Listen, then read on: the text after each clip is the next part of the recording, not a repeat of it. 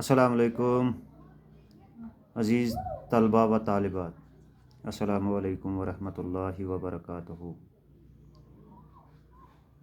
आज हम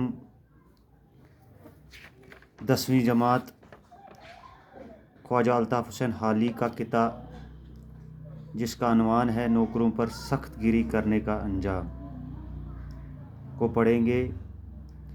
और इसमें मैंने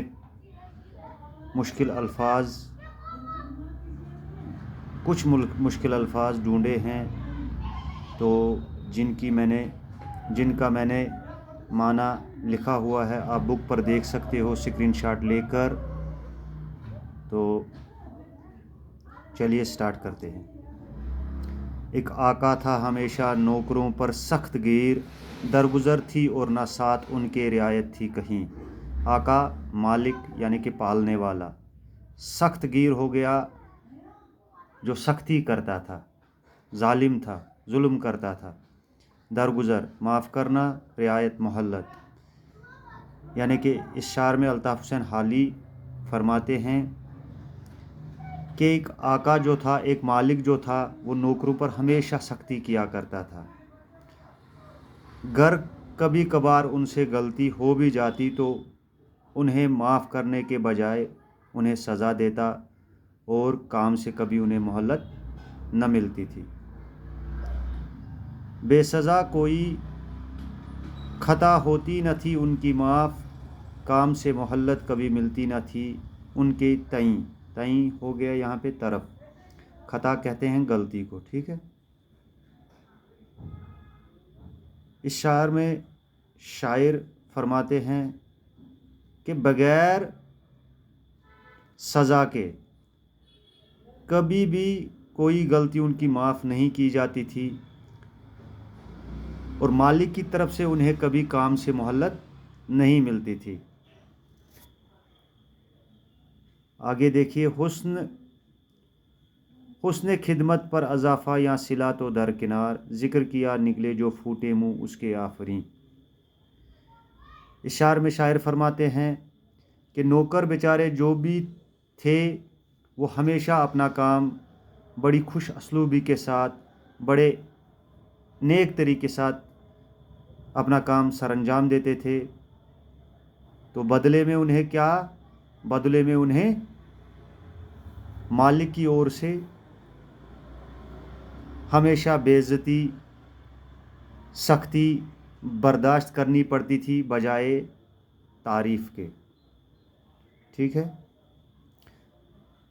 आगे देखिए, पाते थे आका को वो होते थे जब इससे दो चार, नथने फूले मुँह चढ़ा माथे पे बल, आबरू पे चीं, ठीक है।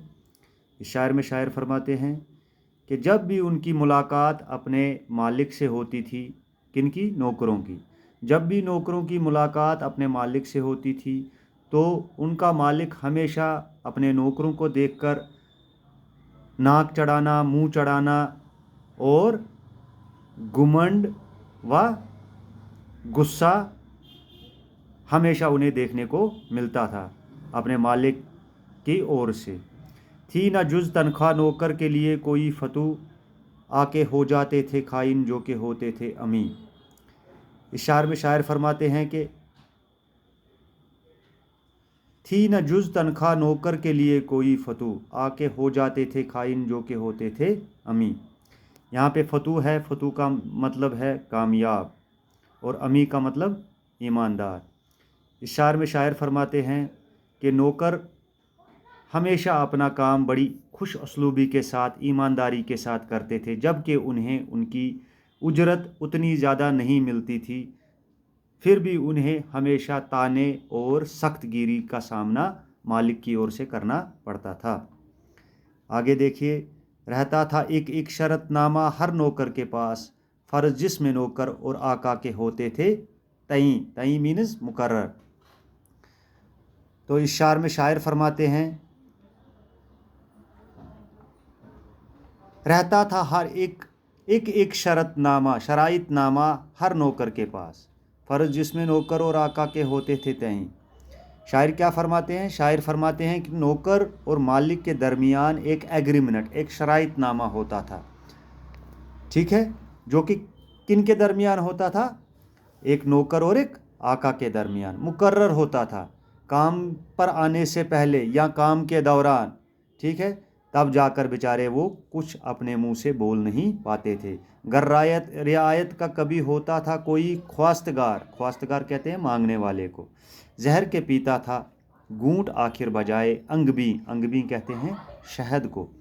ठीक है, अगर इस शायर में शायर फरमाते हैं कि कभी कभार अगर किसी नौकर को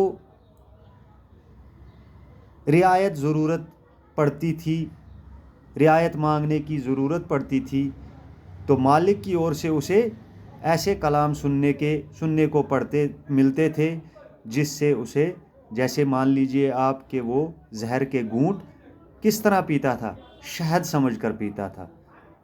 उन अल्फाज को वो जहर के घूंट पीता था, चबाता था अंदर से ही वो बर्दाश्त करता था, मगर किस तरीके से, जैसे कि शहद को इंसान पीता है या शहद को इंसान खाता है। दूसरा देखिए आगे, हुक्म होता था शराइत नामा दिखलाओ हमें ताकि दरख्वास्त दें वाजिबी है या नहीं। तो जब कभी कभार कोई जो है नौकर जो है अपनी ज़बान खोल भी देता या कभी कभार अपने मुंह से कुछ बोल भी देता, तो हमेशा उसे इस बात से डराया जाता था कि शराइत नामा दिखलाओ हमें, ताकि उससे क्या होता था कि उस शराइत नामे पे सारी डिटेल लिखी जाती थी और इससे पता चलता था कि ये वाजिबी है या नहीं है।